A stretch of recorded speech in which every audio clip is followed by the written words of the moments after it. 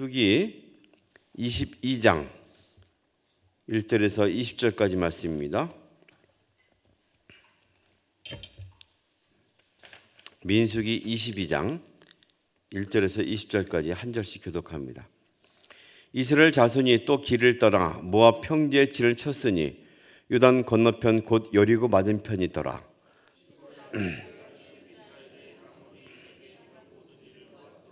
모압이 심히 두려워하였으니 이스라엘 백성이 많음으로 말미암아 모압이 이스라엘 자손 때문에 범인하더라. 미디안 장로들에게 이르되 이제 이 무리가 소가 밭에 풀을 뜯어먹은 같이 우리 사방에 있는 것을 다 뜯어먹으리로다 하니 그때 십볼의 아들 발락이 모압 왕이었더라.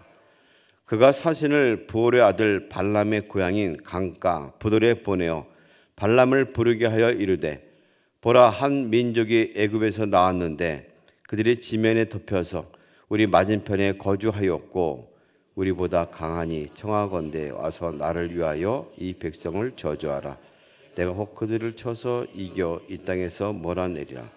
그대가 복을 빌은 자는 복을 받고 저주하는 자는 저주를 받을 줄을 내가 알미더니 모압 장로들과 미디안 장로들이 손에 복치를 가지고 떠나 발람에게 이르러 발락의 말을 그에게 전하매 발람이 그들에게 이르되 이 밤에 여기서 유숙하라. 여호와께서 내게 이르시는 대로 너에게 대답하리라. 모압 귀족들이 발람에게서 유숙하니라. 하나님이 발람에게 임하여 말씀하시되 너와 함께 있는 이 사람들이 누구냐? 발람이 하나님께 아뢰되 모압 왕 십볼의 아들 발락이 내게 보낸 자들이 이냐 이르기를 보라, 애굽에서 나온 민족이 지면에 덮였으니 이제 와서 나를 위하여 그들을 저주하라. 내가 혹 그들을 쳐서 몰아낼 수 있으리라 하나이다. 하나님이 발락에게 이르시되 너는 그들과 함께 가지도 말고 그 백성을 저주하지도 말라. 그들은 복을 받은 자들이니라. 발람이 아침에 일어나서 발락의 귀족들에게 이르되 너희는 너희 땅으로 돌아가라. 여호와께서 내가 너희와 함께 가기를 허락하지 아니하시느니라. 모압 귀족들이 일어나 발락에게로 가서 전하되 발람이 우리와 함께 오기를 거절하더이다. 발락이 다시 그들보다 더 높은 고관들을 더 많이 보내매 그들이 발람에게로 나가서 그에게 이르되 십볼의 아들 발락의 말씀에 청하건대 아무 곳에게도 거리끼지 말고 내게로 오라. 내가 그들을 높여 크게 존귀하게 하고 그대가 내게 말하는 것은 무엇이든지 시행하리니 청하건대 와서 나를 위하여 이 백성을 저주하라 하시더이다. 발람이 발락의 신하들에게 대답하여 이르되 발락이 그 집에 가득한 은금을 내게 줄지라도 내가 능히 여호와 네 하나님의 말씀을 어겨 덜하거나 더하지 못하겠노라. 그런즉 이제 너희도 이 밤에 여기서 유숙하라. 여호와께서 내게 무슨 말씀을 더하실는지 알아보리라. 밤에 하나님에게 이르시되 사람들이 너를 부르러 왔거든 일어나 함께 가라. 그러나 내가 내게 이를 말만 준행할지니라. 아멘. 작년 6월에 순수하게 우리 국산 재료를 쓰고 힘을 모아서 우주 발사체를 발사했습니다. 전에 나로호를 쓰다 누리호라는 좀 더 중형화되고 또 거리가 먼 우주 발사체를 썼습니다. 최첨단 우주에 대한 모든 산업이 아주 다 총집합된 그런 것이고 그 우주 발사체를 쓰는 나라야말로 진정한 선진국에 들어섰다라는 평을 합니다.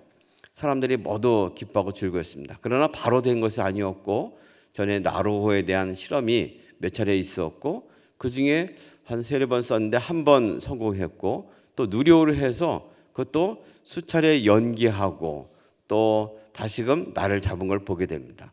발사되는 순간도 모두가 조마조마하고 제대로 발사가 되었고 적정한 궤도에 올라갔습니다. 올라가더라도 또 분리되는데도 제대로 분리가 되어야지만 그것이 온전히 올라가고요. 원했던 궤도에 올라간다 하더라도 그 제대로 또 안착이 되기까지는 한 일주일 정도 걸린 것으로 알 수 있습니다. 사람들이 최첨단 우주 강국을 꿈을 이루기 위해서 모든 걸 집약했는데 최종적으로 한 것은 아나운서가 중계하는 대로 마음을 모읍시다, 기도하자는 소리입니다.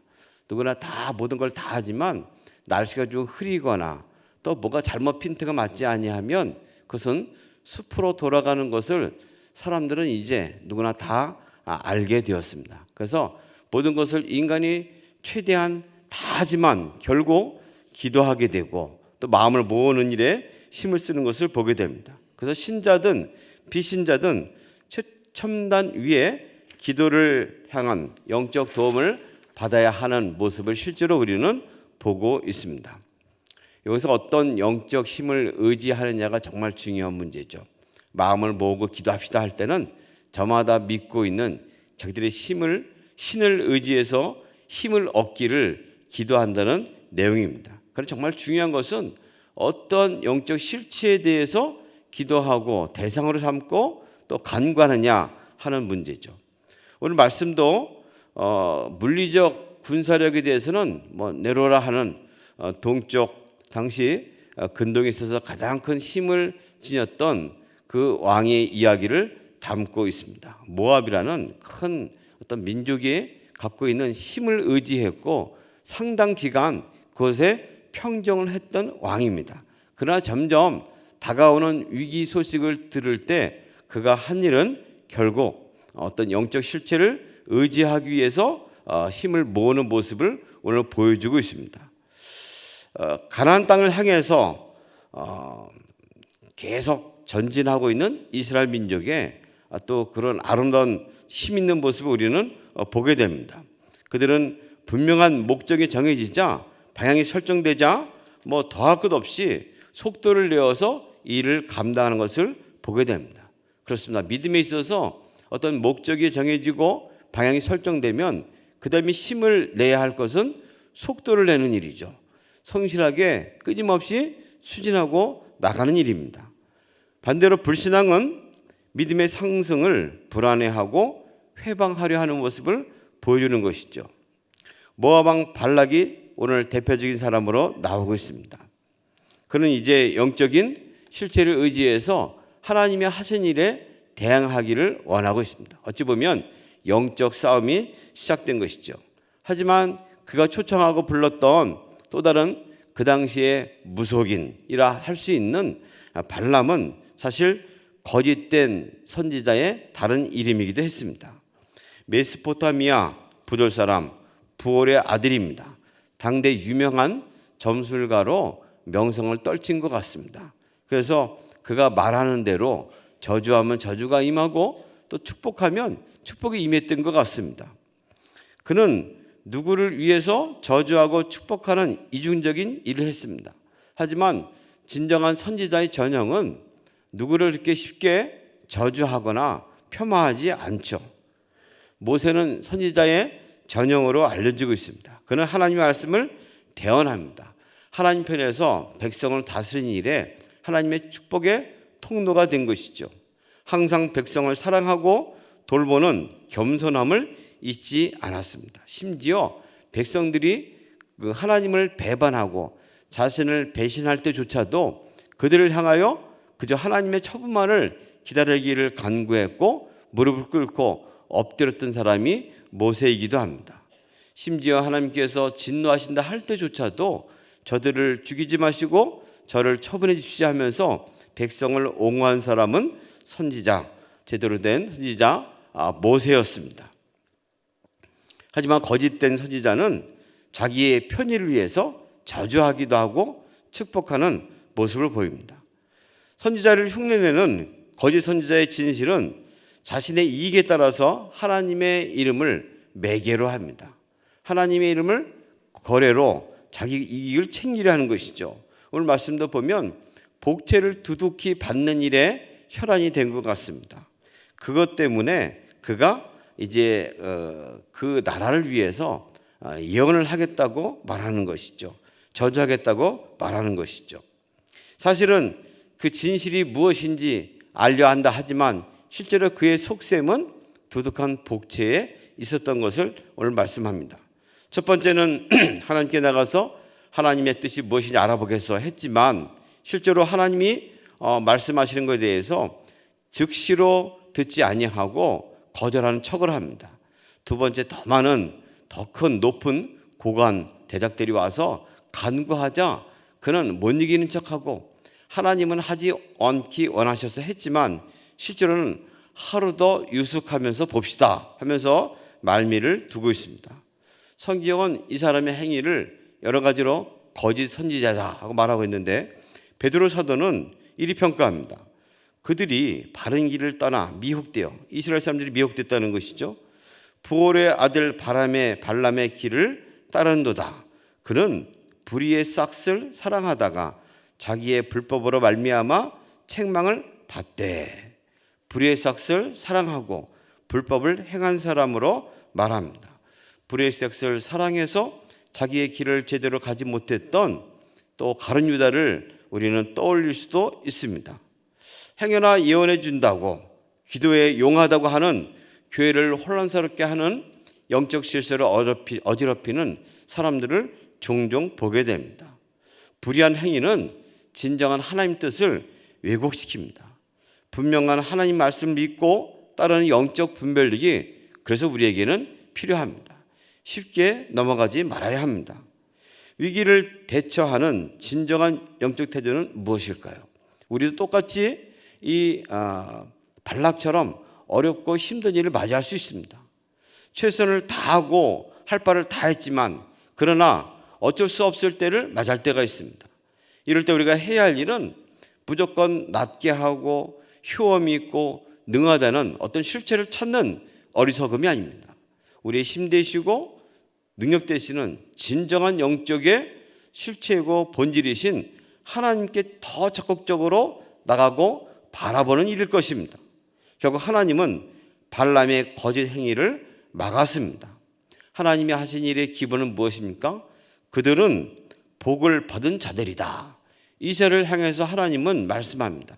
그들은 복을 받은 이들이다. 내 언약에 함께 속한 자들이라고 말합니다. 이스라엘을 지키시는 자는 졸지도 않고 주무시지도 않는다고 성경은 여러 차례 또 노래를 통해서 증언한 바가 있습니다.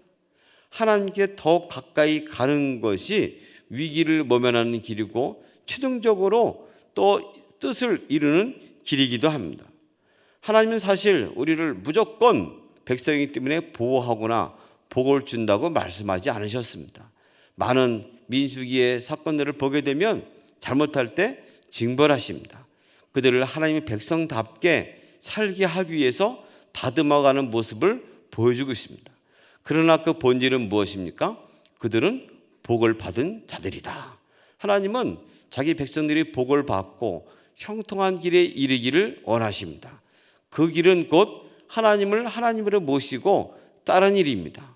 마귀는 계속해서 우리로 하여금 거짓된 길로 가기를 호도하고 유혹하고 시험에 들게 합니다. 이 하나님의 적극적인 하나님의 사랑과 마음의 근거에서 신뢰하는 길이 위기를 탈출하는 길일 것입니다. 때때로 점치고 사주, 관상, 궁합, 날 잡고 이런 일에 그리스도인들이 많이 온다는 그런 우스갯소리를 듣게 됩니다. 그것이 그냥 소리이기를 바랍니다. 실제로 우리가 어렵고 힘들 때 찾을 길이 없어가지고 그것에 가서는 아니 될 것이죠. 적극적으로 하나님을 바라보고 인격적으로 매 순간 주님과 동행하며 교제하는 것이 우리가 살아야 할 길이고 최종적으로 맡겨야 할 신자의 올바른 태도입니다.